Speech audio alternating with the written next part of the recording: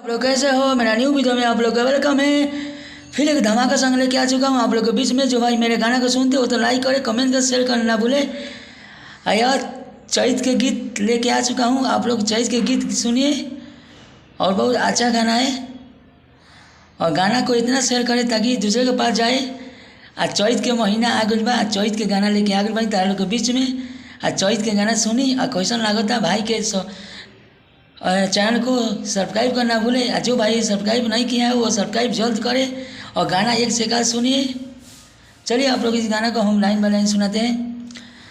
गेहूँ गेहूँ काटता केहू दौड़ी करता, यहाँ दो गाना है। केहू गेहूँ काटता केहू दौड़ी करता, एगो हमार बा भतारी की जवानी चाटता, एगो हमार बा भतारी की जवानी चाटता। यहाँ दो गाना है।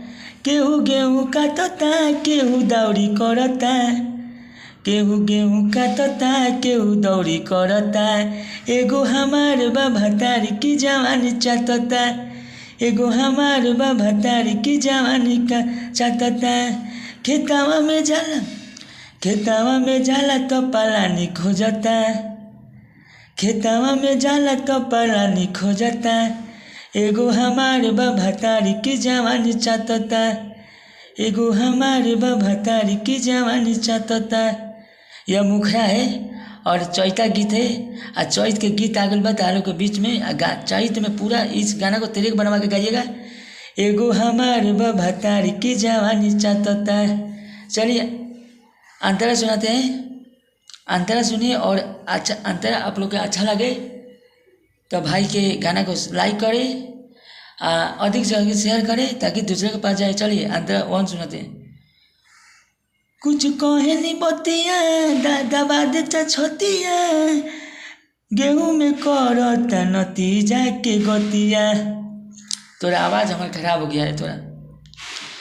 कुछ कहे नहीं बतिया दबा देता छोतिया, गेहूँ में करता नतीजा के गतिया, केहू दौड़ी करता केहू बोझा बान्हता, केहू दौड़ी करता केहू बोझा बान्हता, एगो हमार बा भतारी की जवानी चाटता, एगो हमार बा भतारी की जवानी चाटता।